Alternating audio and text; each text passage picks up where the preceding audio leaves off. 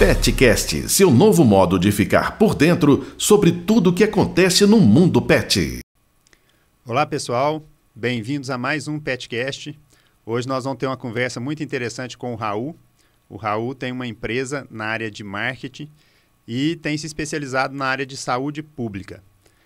Se inscreva em nosso canal, deixe seu like, ative o sininho para você receber as nossas novas postagens. E aí, Raul, tudo bem? Bom, Paulo. Bem-vindo ao nosso Petcast. Obrigado pelo convite.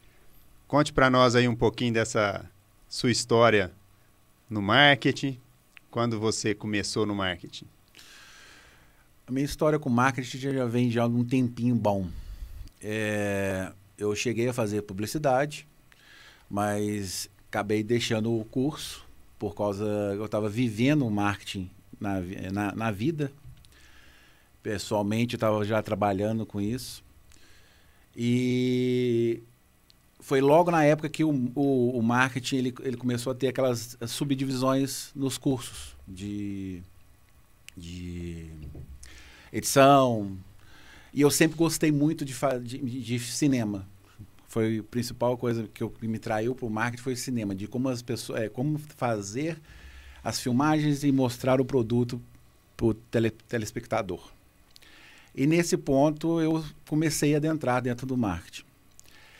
A gente montou uma produtora em 2001, aqui em Lavras, que estava com uma carência muito grande na época da TVU. A gente montou essa produtora. TVU é a TV Universitária da UFLA. Na época ela estava funcionando ainda. E estavam com uma demanda muito grande de produção de material. Então, em 15 dias, a gente chegou a fazer 25 comerciais. Tanto de atraso, de gargalo que estava tendo na época. E aí a gente começou a oferecer esse serviço no mercado. Na época era mais produção de vídeo, mas depois isso foi agregando outras produções de artes, essas outras coisas. E em 2012, entre 2010 e 2012, a rede social começou a vir com peso. E aí eu, visualizando que ela ia ser o futuro, eu comecei a migrar todas as produções, todas como pode dizer, as artes, essas todas, direcionadas para rede social. E aí, a partir de 2012, praticamente quase todo o material que a gente trabalha foi tudo dirigido para a rede social. E hoje você tem a empresa, né? Bicho do Mato? Bicho do Mato Filmes. E faz as artes,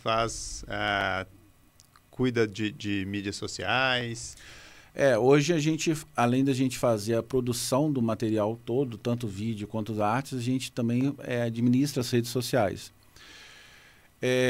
Só que nesse meio termo a gente vai fazendo cursos para se adaptar ao mercado, porque hoje a rede social que era de 2010, 2012 já também não é mais, mudou tudo. A publicidade ela está tendo uma mudança muito rápida. A linguagem está sendo modificada a cada momento. Então hoje a gente faz um curso de tráfego pago, direcionamento de tráfego, gerenciamento de tráfego. Então, tem várias ferramentas que a gente pode utilizar. O Google e as redes sociais, Facebook, Instagram, eles são umas ferramentas importantíssimas. E nesse meio termo, elas sofreram várias mudanças também. E hoje, a gente pode se dizer que o tráfego pago ele tem a sua suma importância, mas também tem que ser agregado com tráfego orgânico. Porque hoje em dia a gente tem as grandes empresas que jogam dinheiro demais em tráfego pago, e aí elas não precisam tanto ter esse de tráfego orgânico. Mas as pequenas empresas, quando a gente não tem tanto uma verba específica para isso, o orgânico é uma sustentabilidade para poder você tá com o nome em voga, né? O nome na mídia. E essa parte de marketing, ela é muito importante hoje, né? Tão importante na questão de divulgar o seu trabalho, mas também quanto importante na questão da qualidade do marketing que é feito, né? Então, a gente observa, por exemplo, você que hoje está trabalhando com marketing na área de saúde, né? Tem laboratório, tem hospital, tem veterinários, clínicas, hospitais, sob a sua administração de rede, digamos assim, né? Uhum. E para você que trabalha nessa área, você sabe, por exemplo, que existem, né, questões éticas envolvidas, né, questões legais envolvidas nessas publicidades, né? Como que é o trabalho em relação a esse tipo de restrição? Como que você hoje chega uma demanda para você e aí aquela demanda vai te dar um pouco mais de trabalho por ser da área de saúde? Tem uns tópicos que a gente não pode estar ultrapassando. Então, sempre é bom a gente colher os dados antes de conselhos, né? Se os conselhos permitem que se coloque preço, mas a grande maioria não permite que se coloque preço. Tipo de imagem que você pode usar, a imagem de um tutor, por exemplo, na parte veterinária. Se a imagem do pet, se o tutor deu autorização de imagem para a clínica. Então, sim, tem N fatores que a gente tem que levar em consideração para que a mídia chegue lá na rede social sem ter nenhum problema jurídico, vamos dizer assim. Então, a segurança jurídica é uma preocupação de quem está fazendo marketing nessa área de saúde.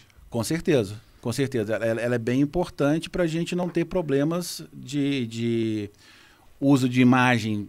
A gente não pode pegar qualquer tipo de imagem que tenha no Google, a gente tem que trabalhar com banco de imagem ou royalty free, ou banco de imagem comprado. Então, assim, tem todo um zelo, para que no final das contas o material que se produz de qualidade, seja de qualidade e que não tenha nenhum empecilho juridicamente. A gente vê hoje muitos veterinários postando várias coisas, tem postagem de imagens de cirurgia, tem postagem de preço de vacinas, tem postagem de campanhas de castração, campanha de limpeza de cálculo dentário. Tudo isso tem coisas que são permitidas ali pelo Conselho de Veterinária, né? Pelo Código de Ética Veterinária, por exemplo, focando agora na veterinária, deixando de lado a parte de hospital humano e de laboratório que você faz. Focando agora em veterinária, disso daí, por exemplo, a parte de uma imagem de cirurgia. Isso é o próprio Instagram que coloca aquele... Sim, já é gerado automaticamente, né? Porque o Instagram ele tem interessante, isso é muito interessante, porque a gente assim, fica sem saber como que eles têm esse poder de identificar uma imagem que não possa que possa estar agredindo, né, as pessoas de primeira instância e já coloca aquela visualização. Mas eles são muito profissionais nisso tudo, é uma coisa assim absurda, rápido, né? Muito rápido. É muito rápido. Você posta... a gente que está postando, a gente visualiza a foto normal, mas na hora que já vai entrar para a pessoa na rede, ela já vem com a tarja falando, essa imagem é sensível, se você quiser ver, você clique. Aquela coisa. E quando você está fazendo, você já julga essa imagem como sensível ou você já deixa para o Instagram porque já tem a confiança que ele vai fazer? Na verdade, existe uma autodenúncia nisso daí? Eu, pelo menos, toda vez que chega esse material, eu tento tornar o menos agressivo possível, da pessoa visualizar aquilo. Então, se chega uma gama de 5 imagens, eu vou procurar dentro das 5 imagens a que menos tem impacto negativo. Porque, na verdade, é completamente assim... Antigamente se colocava, né? Os jornais antigamente mostrava sangue, aquela coisa toda. Então, a gente tem que ter muito cuidado com isso. Inclusive também porque, assim, aí falando da parte legal do médico veterinário, né? Essas imagens de cirurgias, essas imagens que são um pouco mais agressivas, elas têm que ser utilizadas, né, com fins didáticos, né? Sim. Então, ela não pode ser uma imagem simplesmente agressiva ou como uma forma de propaganda. Ela tem que estar com fim didático, ela tem que estar explicando o que é aquele procedimento, por que aquele procedimento é realizado, enfim, com a finalidade de instruir ali colegas, de instruir estagiários, alunos de veterinária, alunos de auxiliar de veterinária, que eles têm interesse nesse tipo de conteúdo como um conteúdo que é didático, como um conteúdo que agrega conhecimento, né? Além dessa questão que é polêmica dessas imagens, existe também a questão das campanhas, né, de preço. Então, assim, você que trabalha na área, você provavelmente deve acompanhar várias páginas de vários veterinários, né, do Brasil inteiro aí. E tem muita coisa que está irregular, né, Raul? Eu vou falar que mais ou menos uns 70% está irregular. É que nem eu falei mais um pouco antes. As pessoas, quando elas vão começar a fazer as propagandas, elas têm que procurar saber o que se pode fazer do marketing de cada nicho dela, de cada conselho. Na parte de medicina veterinária tem o conselho veterinária, na parte de medicina tem toda uma sequência que você tem que seguir, na parte de laboratório também, ou na questão do preço é uma coisa que não pode, na veterinária não se pode colocar. A gente fica imaginando o seguinte, a pessoa ela entra, ela cai no mercado, começa a realizar esse trabalho de marketing e às vezes ela acha que ela está fazendo algo que vai ser produtivo para ela e ela pode sofrer uma denúncia, né? E bloquear e essa canal. denúncia pode bloquear canal, ela pode sofrer um processo ético do conselho.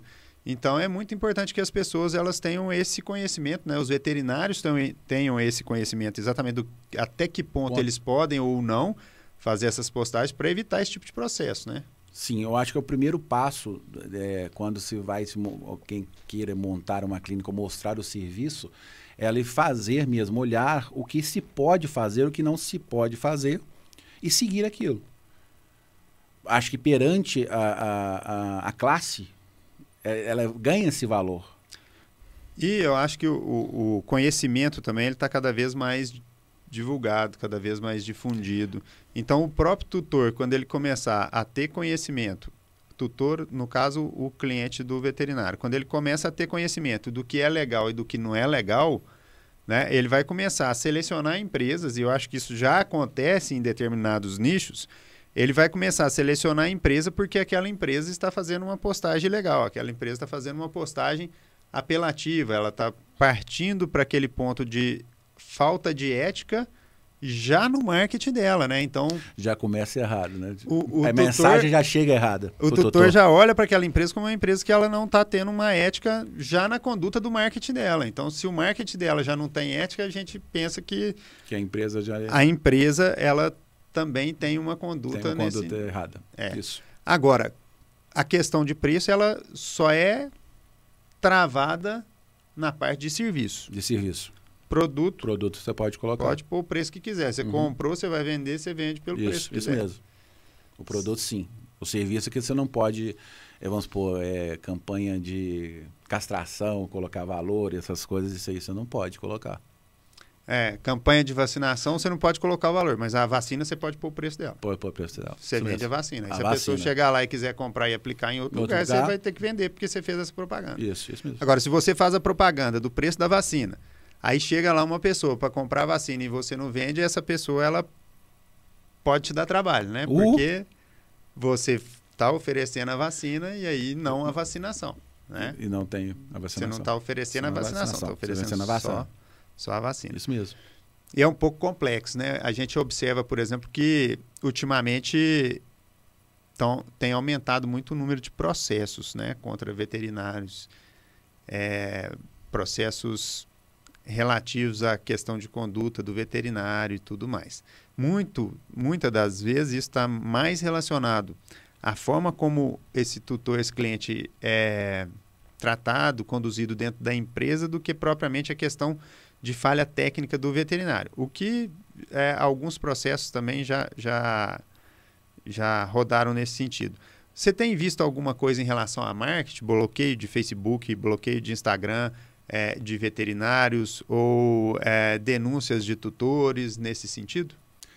Sim, a gente já viu casos onde veterinários ou clínicas veterinárias foram bloqueadas, tiveram avisos de advertência, né?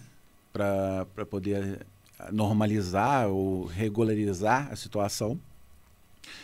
E os veterinários, no caso, que a gente está falando sobre veterinária, eles têm que tomar muito cuidado com relação ao que está sendo postado e o que está sendo mostrado, porque dá problema. Inclusive, tem tutores que reclamam, né? Às vezes o veterinário posta lá uma imagem e tal, e o tutor reclama que não autorizou. São coisas que podem acontecer. Então, a gente tem que ter muito cuidado, né, na hora de fazer as postagens. Acontece, sim. Esse exemplo que você deu, assim, isso acontece mais frequentemente. E é que nem a gente tinha falado anteriormente. Você, antes de tudo, uma autorização de uso de imagem, você não pode identificar o cachorro, no caso que a gente está falando de veterinária, o pet em si, né? A gente pode colocar a imagem, mas não pode identificar o pet.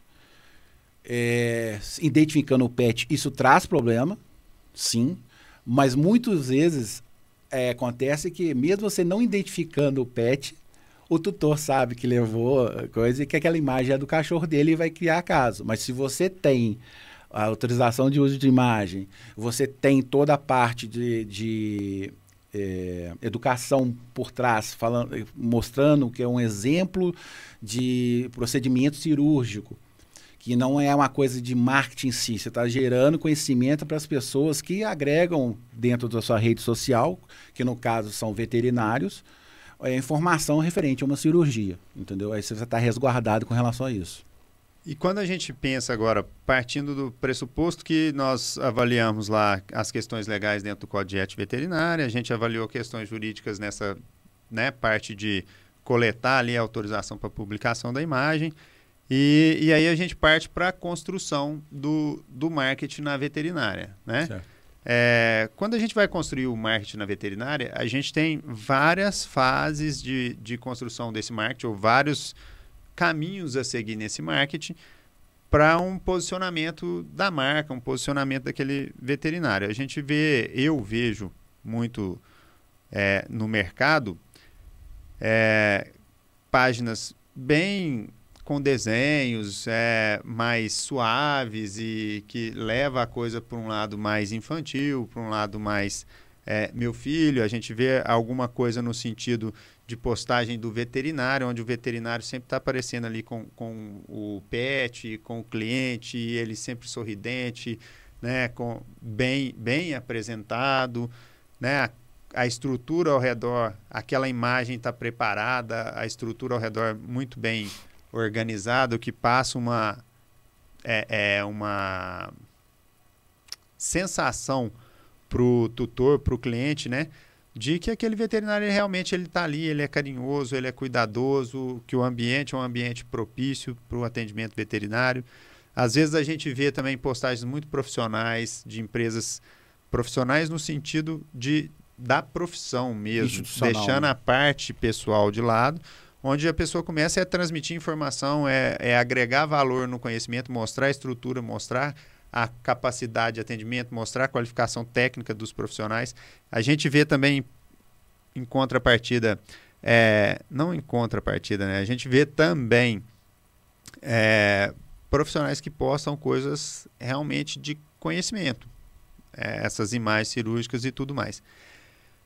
Isso, o ideal é cada um olhar para o que realmente vai entregar, o ideal é ter uma mescla disso dentro do marketing. Como que você hoje olha para o marketing e o que você enxerga disso daí? Eu tenho certeza que a gente não pode seguir sempre um padrão. A gente tem que ter uma diferenciação, que você tem que ter uma quebra. A verdade é essa. Você tem que ter postagens, que institucionalmente você tem a cor da veterinária, da clínica. Você tem a logomarca, seguir o padrão da logomarca, aquela coisa toda. Mas a gente tem que ter umas quebras. O que acontece? Hoje, nem todo mundo que te segue vai te curtir. Então, mas todo mundo que te segue vai querer saber da sua vida. Vai querer saber da vida da veterinária. Então, a gente tem que ter as quebras. Então, os stories, ele tem uma vantagem muito grande, porque a pessoa não vai te curtir, mas ela quer ver o que está acontecendo dentro da clínica. Então, você tem que mostrar, você tem que ter uma dinâmica de postagens junto com a parte, vamos dizer assim, operacional da clínica. Os stories, eles funcionam bem para isso, ter essa quebra. Pelo que eu estou entendendo, você está dizendo que nos stories seria algo mais pessoal. Seria relacionado ali a veterinária com o cachorrinho, abraçando, dando beijinho, um cuidado mais pessoal, uma coisa da vida da veterinária. Enquanto no feed, por exemplo, teria que ter algo um pouco mais padronizado. Seria isso? Não necessariamente padronizado, mas uma constância de cores, identificando a identidade da clínica em si, a identidade do hospital em si. Mas os stories, eles têm essa vantagem de a gente colocar a vida da clínica. Como é a clínica durante o dia a dia. O dia a dia do veterinário. Estou fazendo um exame laboratorial aqui, aí vai lá, roda aquele storyzinho colocando o sangue dentro da máquina para fazer o exame e tal. E o que é importante disso tudo é que os veterinários da clínica, eles coloquem a consciência também na cabecinha deles, que aquilo é um marketing deles. Porque não eles, só eles da estão clínica. mostrando que eles sabem fazer aquilo, ele tem conhecimento para aquela. Para poder fazer o que ele está sendo solicitado. Então, é importantíssimo que todos os veterinários da clínica coloquem o maior número de histórias possíveis durante o dia, porque aquilo, além de ser um marketing para a clínica, é um marketing para eles, para mostrar que eles são capazes, que eles foram instruídos, eles tiveram a bagagem toda do curso para poder chegar naquele ponto e prestar assistência. Lembrando que tem que respeitar a parte ética e jurídica Sim. das questões de publicação, né? Sim. Mas e aí, então, nos stories seria essa questão do dia a dia. Então, estou ali fazendo um exame, estou aqui fazendo uma vacina, estou aqui fazendo uma consulta, sempre com a autorização do tutor, claro. Estou aqui fazendo um exame de tomografia, estou aqui fazendo um exame de raio-x, né? Olha aqui como que está a minha internação, olha quantas fichas de paciente. Então, seria uma postagem no sentido de estou trabalhando, estou produzindo, e acaba que, querendo ou não, isso é uma prestação de contas para quem paga pelo serviço. Sim. Que é o cliente. Que é essencial. Porque o cliente vai olhar você com aquele volume de postagens, o cliente vai olhar você com aquele volume de trabalho e vai falar, estou pagando para alguém que realmente trabalha, para alguém que realmente produz, para alguém que realmente gera resultado. Porque se você tem volume é porque você tem resultado. Se você tem resultado, você traz volume de cliente para você, né? Seria mais ou menos isso o Stories. Os Stories, sim. Eu acho que ele é bem mais aproveitado nesse ponto. E o feed, né? Que seria ali ainda, a gente falando ainda de Instagram ali, e talvez Facebook. O feed hoje é que nem eu falo, é mais institucional. A gente vai criar campanhas em cima do que tiver, vamos supor, tanto o veterinário quanto o médico. A gente tem as campanhas datadas, que são campanhas dos meses, né?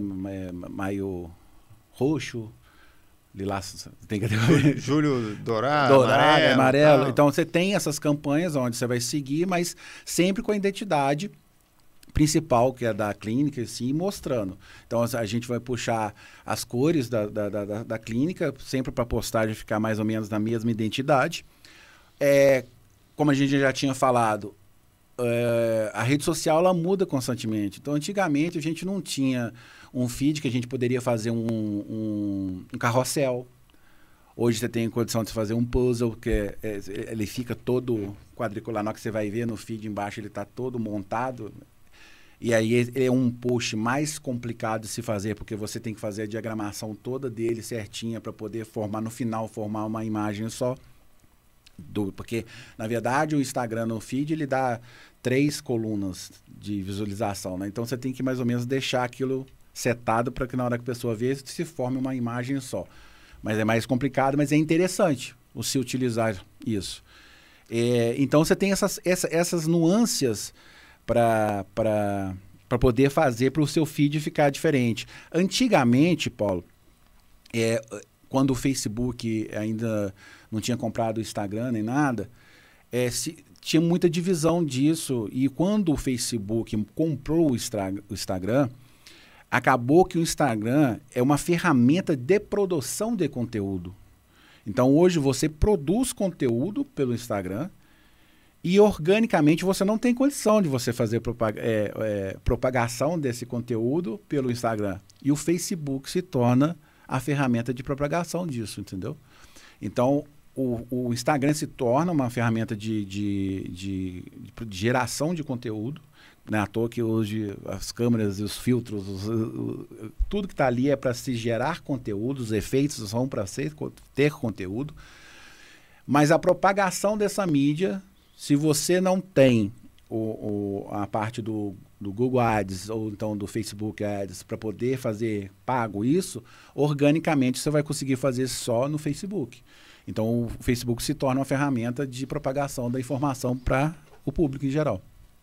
É muito interessante isso, né? E hoje são muitas, né? Você falou aí que o Instagram ele é de geração de conteúdo. Hoje tem aplicativo para gerar vídeo, aplicativo para tudo quanto é tipo de coisa que você quer fazer. Tudo. Você tem aplicativo, você tem como fazer. O marketing, o mais importante do marketing é fazer o marketing, né? Sim. Porque tem gente que não faz, né? Como é que a pessoa vai comprar de você se você não faz seu marketing? Então não tem como. É essencial.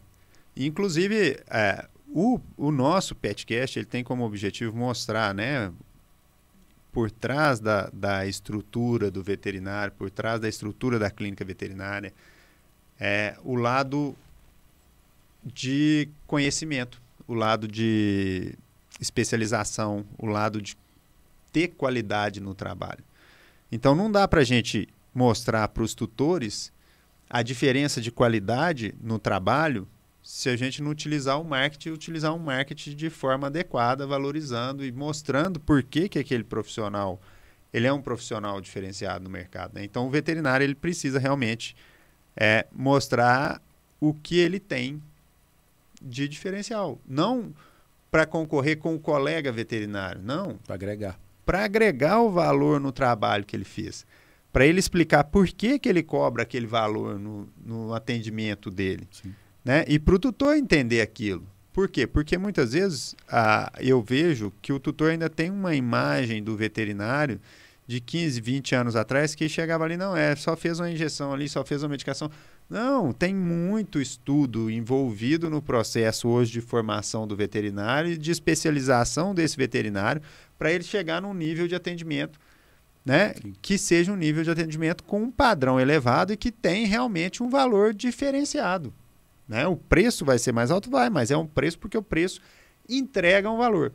Agora, o veterinário ele não vai conseguir mostrar que ele tem esse valor diferenciado se ele não tiver um posicionamento, um marketing se posicionando dessa forma no mercado, né? Isso. E aí vem a questão da empresa, da sua empresa, da empresa de marketing, de outras empresas de marketing que existem também, nesse posicionamento de marca. E é impressionante, eu olho, corro atrás de algumas informações e até a cor que você coloca numa postagem, numa imagem, ela inconscientemente gera um tipo de sensação em quem está olhando ali aquela imagem, né? E vocês têm que preocupar e pensar em tudo isso quando vão fazer um trabalho. Sim, porque cada cor, ela vai no subconsciente, ela ativa, ela dá um start na pessoa.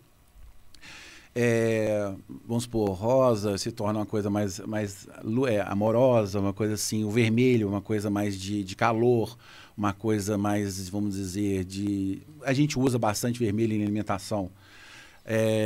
O laranja, serenidade, confiança. Então, tudo isso vai se tornando uma ferramenta para se aplicar nas campanhas em si. E quando você começa a planejar uma campanha, por exemplo, eu vou lá e gero uma demanda para você. Falo assim, o Raul, nós estamos aqui no Julho Dourado. Não sei se é dourado, Julho. Talvez não seja. O dourado ou amarelo. Eu sei que é uma cor voltada para o amarelo. Julho Dourado. Nós temos a campanha do Julho Dourado, é isso, isso e isso. Como que é seu processo de criação? Nós temos que te enviar um texto, nós temos que te enviar você pede para a gente ali uma explicação do que é aquele júlio dourado, o que basicamente a gente tem naquilo e tudo mais. O que a gente oferece dentro da empresa que contempla aquela questão do mês, né? E aí, depois disso, o que você faz com essas...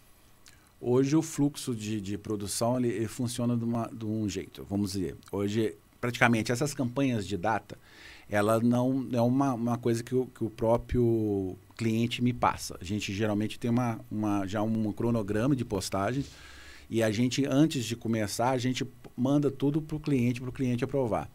Então, vamos supor que seja o Júlio Dourado. A gente tem, junto, a gente tem uma jornalista que faz a parte do texto, né? Ela vai descrever esse texto e esse texto é mandado para mim e em cima desse texto é feito a elaboração da arte. A gente usa ícones que vai agregar na campanha, datada, vamos supor, as cores da campanha, mas não deixamos também por faltando a identidade da empresa. Então, assim, a gente mescla as cores da empresa junto com a da campanha, mas priorizando o da campanha. Fica subliminar. Que aquilo é a campanha. É a campanha. A empresa está lá e aquilo ali é a campanha que a empresa está fazendo a promoção. Mas geralmente é nesse fluxo que chega de produção. Promoção no caso de promover, né? Não de dar desconto. É isso, de promover. De promover, isso mesmo. E aí você vai lá, desenvolve toda aquela ação, toda aquela estratégia de marketing. É uma estratégia, não é uma postagem única, né? É uma estratégia que você tem ali, né? Na verdade, como que funciona hoje? A gente se programa para poder atender a campanha em si, organicamente, atinge o maior número de pessoas, mas fora isso, dentro do Google Ads, quando a gente fazer as campanhas direcionadas, a campanha orgânica, além de a gente jogar nos grupos, a gente vai direcionando para algum público, mas não é como, e nem tem como ser como o Google Ads e o Facebook Ads. Não tem como. O que o Google Ads e o Facebook Ads eles têm de especial? Por exemplo, a gente... às vezes eu estou ali, eu vou pesquisar alguma coisa, tem as empresas que aparecem em primeiro lugar, tem empresa que está escrito patrocinado, isso no Google.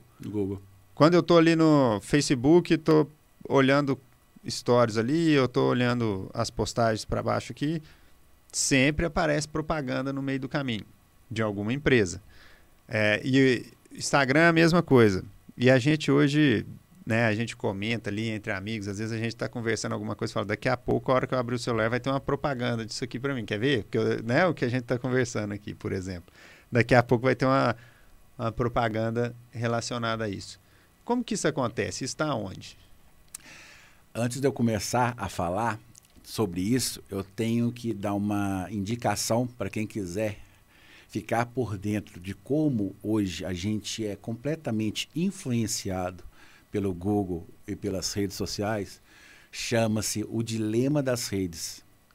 Tem na Netflix. Se você visualizar aquilo, ver o documentário todo, é uma coisa absurda. Hoje, eles sabem o que a gente faz o dia inteiro. Todas as informações, hoje o telefone ela gera as informações todas para o Google e para o Facebook. O Google sabe a hora que você está em casa, o Google sabe a hora que você está no trânsito, o Google sabe a hora que você foi no supermercado, todo o seu trajeto que você fez, a cidade que você fez, onde você foi, tudo. Então,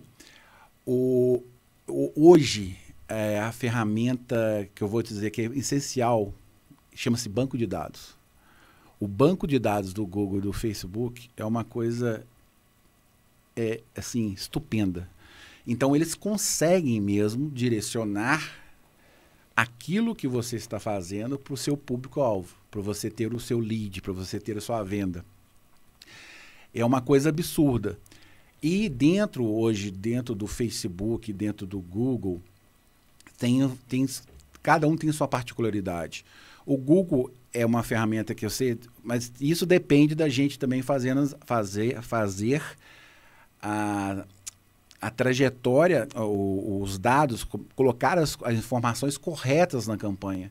Você fazer, na hora que você fazer o gerenciamento, você colocar aonde você quer que aquilo chegue, para quem que você quer que aquilo chegue, se aquela pessoa vai comprar o seu produto e se aquilo vai ter aceitação. Fora isso, não é só você fazer isso, você também tem que ter o acompanhamento desses dados.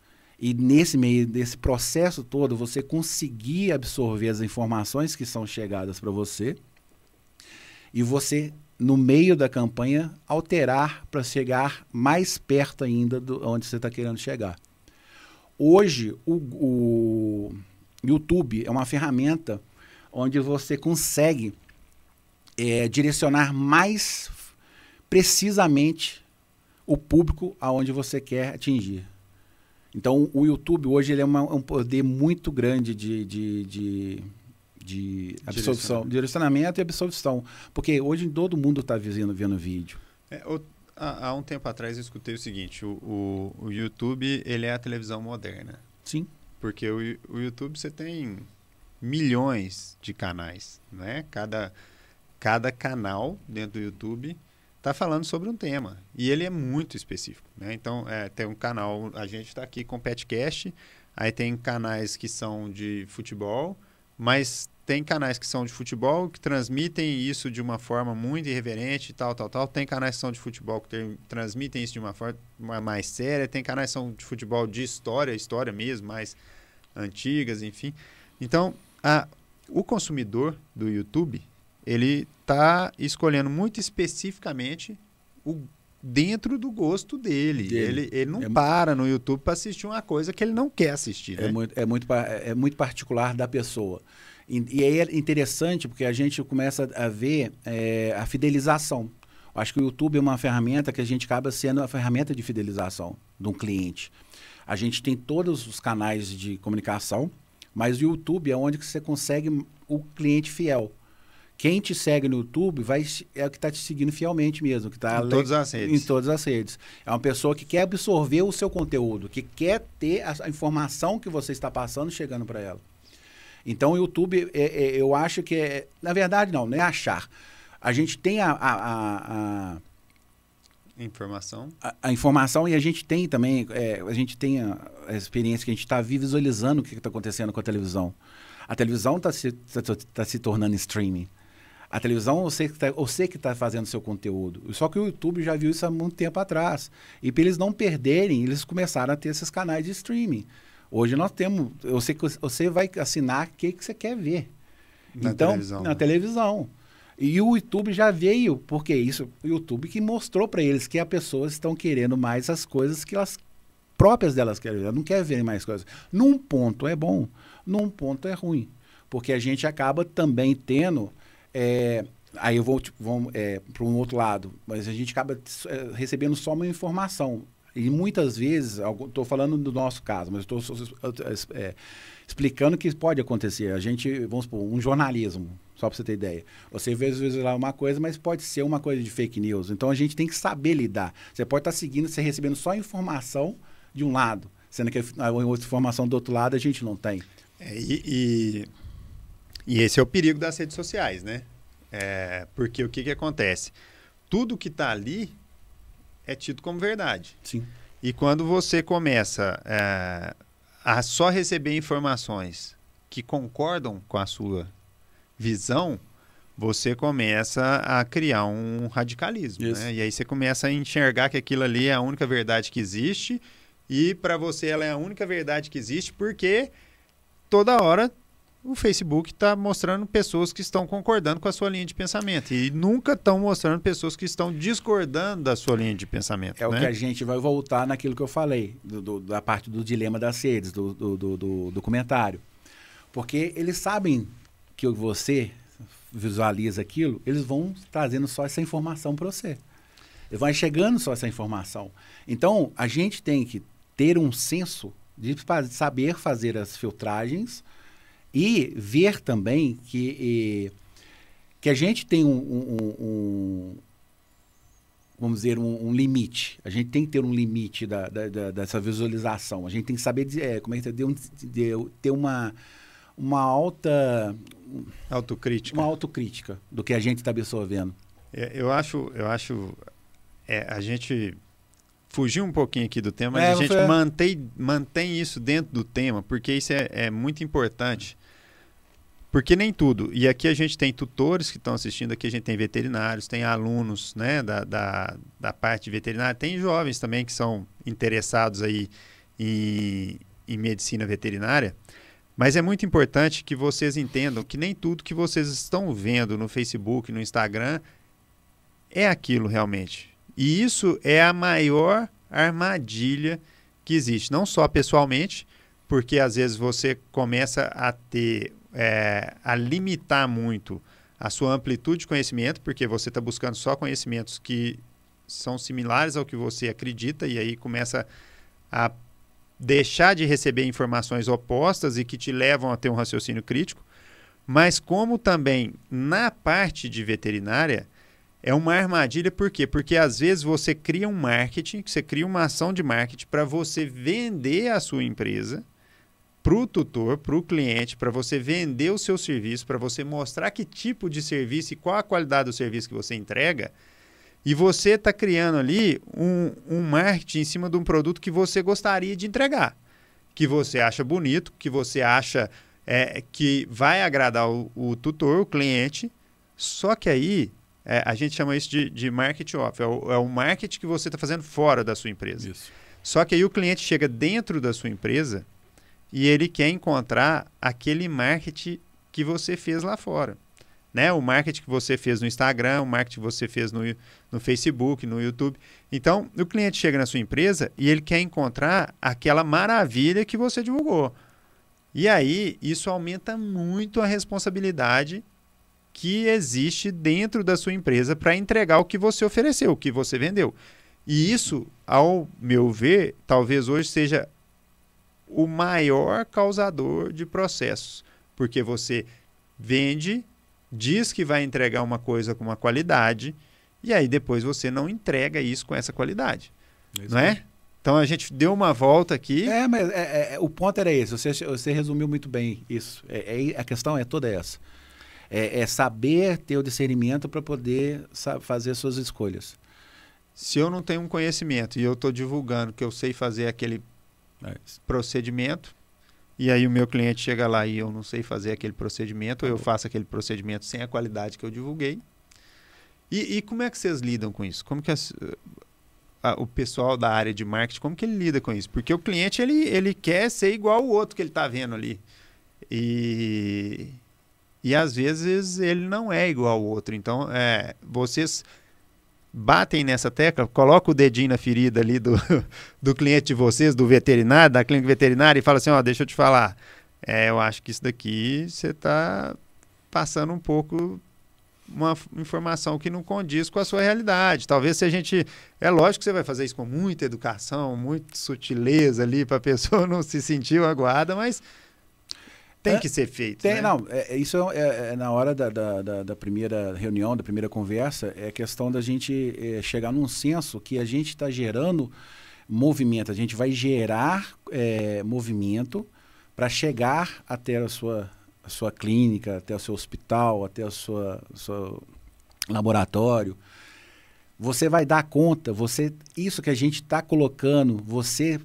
para ir prestar esse serviço para o seu cliente, para o tutor, o que for, é uma conversa que tem que ter antes, porque, na verdade, o que acontece? Se a gente chegar e fazer as campanhas, gerar leads demais, vai chegar leads demais lá dentro, mas na hora que chegar lá e você não conseguir mostrar aquilo que a gente produziu, né, foi o que você estava falando, vai dar completamente o contrário. A ação foi toda por água abaixo. Vai gerar um conflito. Vai gerar conflito e a pessoa vai falar assim, não confia. E aí começa todo que a gente, posso falar que haters, né? Mas vai se gerar haters na rede social, vai ter comentários e aquilo vai virar uma bola de neve, acaba levando todo o processo que você achou que estava tudo condizendo, que você gastou o dinheiro que estava condizendo para uma ação boa. E aí você vai receber comentários negativos. E aí você cai lá para baixo, na pesquisa do Google. importante também, pulando nessa parte dos comentários do Google, quando você tem um comentário ruim no Google, né, a gente se coloca que o cliente ele tem que responder aquilo o quanto mais rápido possível. Porque, na verdade, como as pessoas pesquisam por ali, né, pelo Google, a ferramenta de procura mais usada no mundo, quanto mais rápido você tacar a sua resposta, condizendo do que aconteceu, mostrando os lados, é aquilo que a gente volta. Você vê só um lado, você tem que prestar atenção dos dois lados. Tanto o lado do tutor que está reclamando, quanto o lado também da clínica ou do médico que prestou o serviço. E dali, com as duas posições dadas, tanto do tutor ou do dono da clínica ou do coisa, você tirar a sua conclusão. O próximo cliente que está vendo ali, ele vai chegar à conclusão. Não, peraí. Quantas estrelinhas tem essa empresa? Essa empresa tem 4,8 estrelinhas. Deixa eu ver quais são os pontos negativos. Normalmente o cliente vai procurar. Mesmo que o ponto negativo esteja escondido, esteja lá embaixo, ele vai procurar aquele ponto negativo. Né? E aí ele vai ver e vai procurar o ponto negativo, vai olhar o que foi a reclamação, quer dizer, qual foi a causa da insatisfação, e ele também vai ler qual foi a resposta da empresa. Né? E uma dúvida que o pessoal às vezes tem, que eu inclusive tenho, tem como você retirar os comentários negativos? Você consegue apagar ele? Não. Não consegue apagar? Não. Então, toda a empresa chegou lá, está 4.8, está todos os negativos lá. E se você conseguisse apagar também, você iria lá, apagaria aqueles comentários negativos, excluiria eles, denunciaria eles, mas a sua nota está 4.8 e aí a pessoa vai lá, você só tem nota mais alta, como você explicaria que você não tem mais? Então, isso também tira a credibilidade da empresa que está... Completamente. E acaba que as pessoas, se isso acontecesse uma constância maior, as pessoas não iam deixar só os comentários ali. Elas iam para o Reclame Aqui, ia para tem N ferramentas na rede social e na internet que você consegue colocar os negativos, entendeu? Então, assim, o mais correto é responder. Sempre. A melhor estratégia. A melhor estratégia de marketing é responder. Porque você está dando a sua posição, você está dando o que aconteceu, a sua versão, e a pessoa que está absorvendo aquilo que vai ter o discernimento de escolher se está certo ou se não está certo. E ali fazer a questão. Mas você deu a sua posição referente àquilo. Então, se a gente parar para fazer uma análise aí do que a gente conversou agora nos últimos 3, 4 minutos, em relação a essa questão de posicionamento, né? Você responder um posicionamento que você está tendo. Mas o seu posicionamento ele tem que ser um posicionamento condizente com a sua realidade. Sim. Não é? Se ela não tem condição de atender, o que ela vai, de vez em quando acontece dela virar para a gente e falar assim, o que eu preciso fazer para adequar, para poder a gente estar atendendo? E aí é feito toda uma coordenação para que antes de se colocar a campanha, se adeque os pontos que não vai dar gargalo, que seja de acordo, ou se for o caso até de mudar a lealtação. Muitas vezes a gente encontra empresa hoje que tem logomarca em Word, então aí você já começa a ter um susto, porque a resolução é muito ruim. Então, para qualquer produção que você for fazer, tanto gráfica quanto visual de vídeo, ela não vai funcionar. A gente dá aconselhamento para que se mude essa marca, uma nova logomarca, né, uma nova identidade. Adeque-se o espaço para que condiza com a campanha em si, que vai ser gerada. E se a pessoa ainda não quiser fazer tudo, quiser colocar a campanha desse jeito, a gente coloca observação, que a gente está fazendo uma coisa, mas que pode se acontecer um resultado completamente contrário. E é interessante também porque se a gente parar para pensar, né, independente do tipo de negócio que a pessoa tem, ela tem pontos fortes e ela tem pontos fracos, né? Sim, tudo. E talvez o objetivo principal deveria ser você trabalhar estrategicamente em cima dos seus pontos fortes no marketing. Né? Enquanto você está divulgando seus pontos fortes ali, Em contrapartida, você começa a resolver os seus pontos fracos. Então, isso o que a gente tem visto ao longo dos podcasts aqui é que nenhuma especialidade veterinária atua sozinha. Ela sempre precisa de outras especialidades porque ela não lida, né? É um sistema, o organismo, o corpo do paciente, ele é um sistema complexo e que está tudo interligado.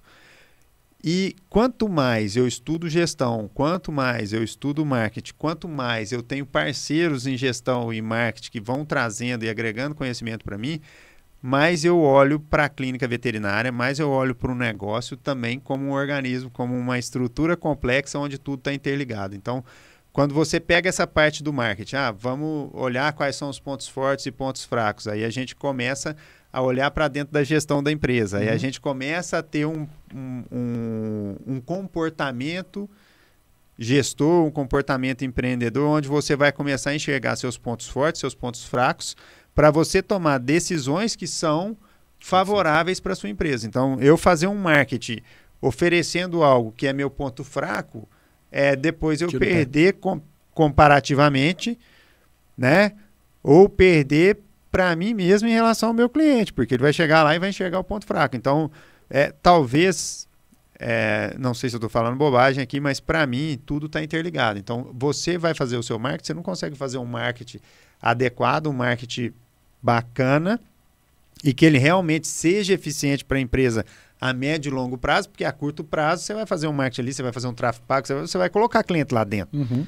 Mas a sustentação do marketing que você está fazendo a médio e longo prazo, ela vai estar diretamente relacionada à capacidade da empresa de gerir internamente o que precisa ser feito, não é? Isso mesmo. Acaba que, vamos supor, todas as ações de marketing, ela tem que estar interligada com o que a empresa em si está fazendo. Adianta a gente fazer uma campanha legal, que está gerando leads e tudo, mas a gente não tem uma finalização numa atendente lá na ponta. Acaba que a gente vai ter um gargalo e esse gargalo acaba sendo negativo.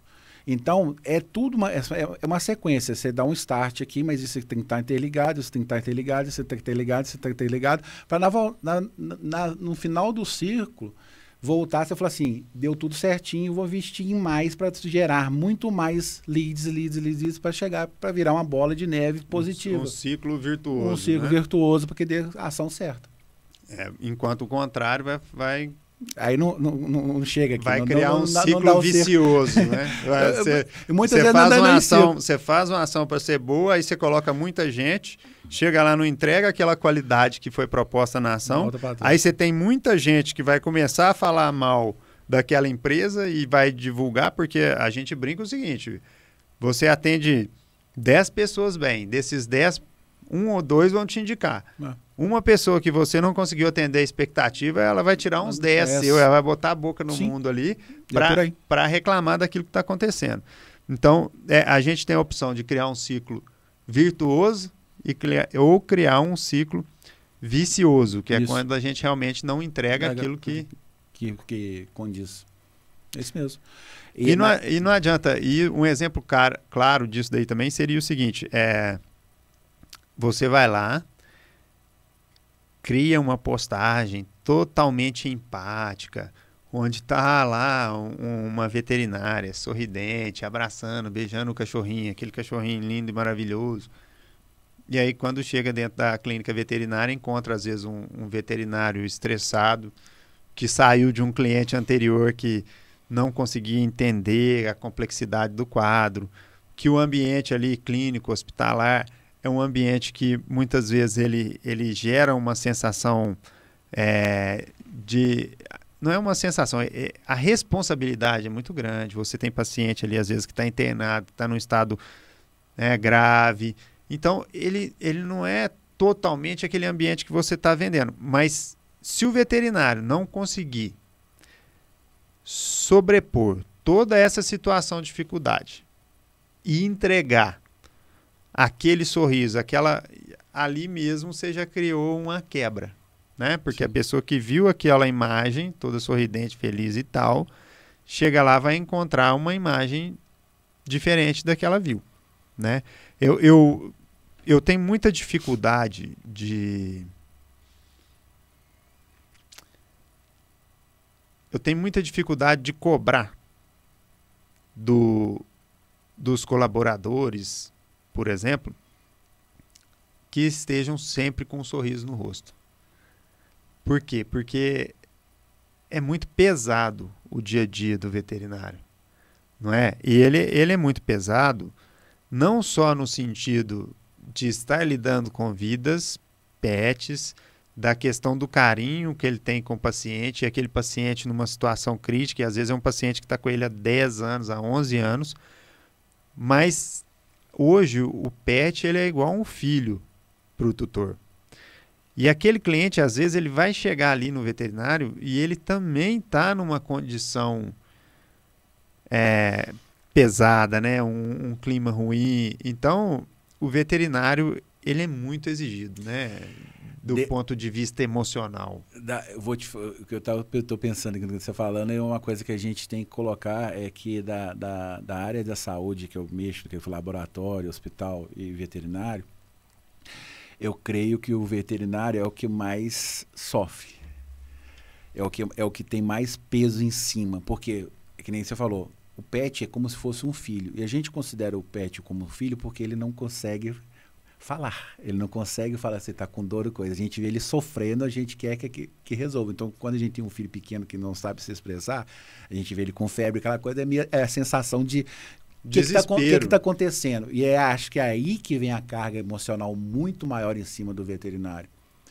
Porque você não sabe o que está acontecendo e você coloca todo a sua esperança na mão do veterinário. E cargas d'água, muitas vezes pode acontecer do momento que você chega até o veterinário, já é um momento que já não é propício para salvar o pet. E aí essa carga de peso vai em cima do veterinário, entendeu? Então eu acho que o veterinário, nessa parte de saúde que eu mexo, eu acho que é ele que mais sofre ali de emocionalmente, aquela coisa toda. E é complicado, porque, como você mesmo falou, a gente faz uma campanha com o veterinário sorrindo, aquela coisa toda. E se o tutor chega lá, o veterinário está estressado, aquela coisa, já fica uma coisa meio sem, nossa senhora, como é que é? Não é isso que está mostrando na campanha. Mas a gente tem que saber ter noção também, eu acho que aí cabe um pouco de consenso também, né? A gente tem que saber lidar com as pessoas. Umas coisas que eu acho que a gente devagou muito tempo, que acho que foi por causa da pandemia também, a gente perdeu um pouco de lidar com a pessoa. Então, o peso em cima do veterinário é muito grande. Isso eu tenho certeza que é. Mas a verdade, aí voltando para a parte de publicidade, o que eu tento minimizar é não colocando essa cara do veterinário. Não criando uma fantasia. Uma fantasia. Né? Não fazer uma propaganda, uma promoção, um marketing fantasioso. É aquilo que a gente já tinha conversado antes. A gente tem que ver mais ou menos o trâmite. Então, assim, quando a gente absorve um pouco do dia a dia da clínica e tudo, a gente vê que não é trabalhar com a parte do sorridente, é trabalhar com a esperança. Aí a gente entra com as cores, entra com até uma questão da foto de um pet, mais coisa. Então, é trabalhar na esperança em si. Não mostrar uma coisa assim, chega lá, o pet vai estar soltando foguete. Não é o pet não, o veterinário vai estar soltando foguete, aquela festa, não é por aí. Mas a gente tenta trabalhar, é que ali é um ambiente tranquilo de trabalhar, você vai ter esperança, você vai ter comprometimento do veterinário para atender o seu pet. Eu acho que, nesse sentido, seria basicamente voltar naquele ponto que nós tratamos lá atrás, que seria diferenciar qual é o tipo de trabalho que você entrega, né? Sim. Porque às vezes você tem ali um pet shop com banho e tosa e com um consultório veterinário. Isso. Aí a maior casuística é fazer vacina, é fazer vermifugação, é dar banho. Ali você vai lidar com uma situação realmente de sorriso, de felicidade, de alegria. E aí, por outro lado, você vai ter lá uma clínica veterinária, onde você tem também a questão de vacina e tudo mais, você trabalha prevenção, você ainda tem ali um peso menor psicológico envolvido no processo. Aí tem outras que já são um hospital veterinário com internação, ou uma clínica veterinária com internação, e aí você já tem pacientes. Então, assim, o que eu acho que a gente precisa hoje, na parte de marketing, e aí a gente está aqui falando, com certeza tem muitos veterinários ouvindo a gente precisa, na parte de marketing, ter um direcionamento também para essa questão de conscientização da população em relação à pressão que é sofrida pelo veterinário. Nós participamos de um evento na quarta-feira de lançamento de um produto, e nesse evento foi bacana um vídeo que colocaram como se fosse uma pessoa que chegasse na frente de um médico e o médico entrevistando essa pessoa entrevistando, fazendo a anamnese, né, dessa pessoa, e essa pessoa não respondia, essa pessoa não falava nada, ela só ficava olhando e tal, e aí a hora que direciona para a porta, sai, o paciente vira um cachorro ao olhar do médico e vai embora. Então, a verdade é essa, a verdade é que o cachorro não responde nada para o veterinário. A verdade também é o que você comentou, e muito bem comentado, que seria igual um neném, né? Então, assim, depois que a gente sabe falar, né? Fica mais fácil. Os filhos da gente sabem falar. Aí, não, mas o que você está sentindo? Não, mas tô só cansado. Aí, não, tudo bem, dá para esperar até amanhã. Mas quando é um neném e começa a ter febre, ele está chorando, e aí você não consegue comunicar com ele, você entra numa situação de desespero e você procura o médico mesmo, não tem jeito, você corre para o médico, e você corre para o médico com uma sensação de perda absurda, porque você não tem a mínima noção do que é aquele problema. Você é incapaz, né? E aí você colocando isso agora, eu entendi e captei aí a mensagem que você transmitiu, que é exatamente essa. O tutor, ele se apega ao pet, ele enxerga o pet como um filho, e aí o desespero quando tem uma mudança de comportamento do pet é exatamente por não conseguir que o pet fale para ele o que ele está sentindo, né? Então isso realmente traz esse peso. Mas eu acho que o marketing, ele pode e deve ajudar a gente nesse processo de valorização do veterinário, inclusive nesse sentido que nós tocamos aqui, que o veterinário talvez seja o profissional da área de saúde que tem o maior desafio, né? A carga emocional em cima eu acho que é bem mais.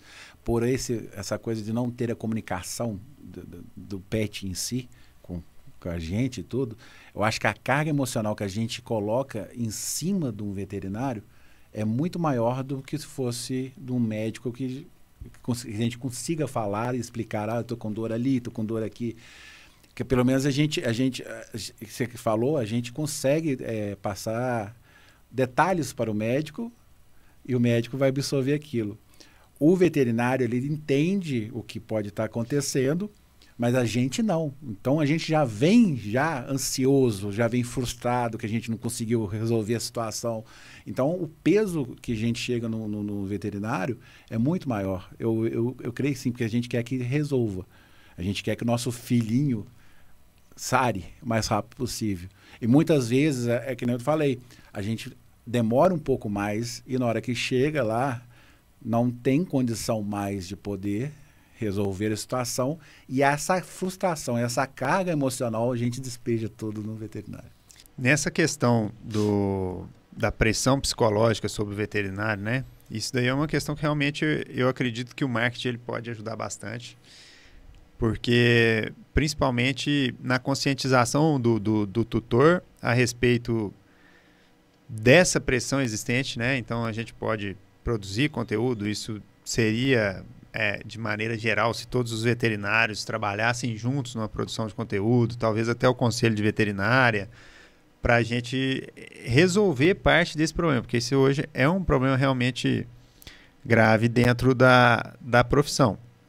E, além disso, o que eu enxergo é que os veterinários eles também precisam ter um conhecimento do que realmente é a capacidade técnica dele e a capacidade da estrutura do local que ele trabalha. Sim. Porque, às vezes, eu vejo, né, isso é uma crítica construtiva para nós do meio veterinário, às vezes eu vejo que alguns veterinários fazem uma propaganda muito maior do que a capacidade de entrega. E isso gera e aumenta a pressão e aumenta a frustração sobre o veterinário, sobre a empresa desse veterinário, né? Porque cria uma expectativa no tutor, no cliente, que pode não ser correspondida.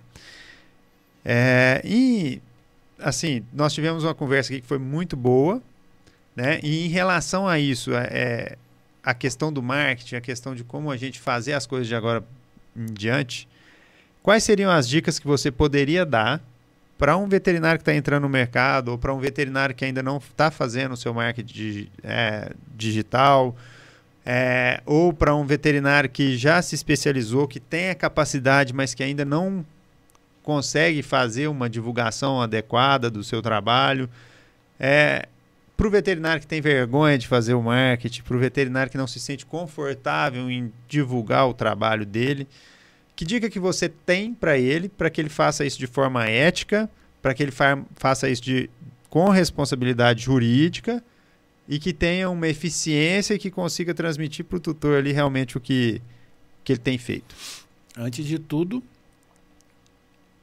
olhar com conselho as normas que geram, que fazem parte que regem o trabalho. Ficar ciente delas para não acontecer nada que possa prejudicar juridicamente. Hoje em dia, eu aconselho as pessoas a começarem, antes de qualquer coisa, fazer um teste mesmo. Hoje em dia, telefone celular, a gente está acostumado a fazer selfies, aquela coisa toda. Começa a se gravar, falando dicas. Na hora que você tiver com a tranquilidade, com a confiança, começa a gerar conteúdo. Procure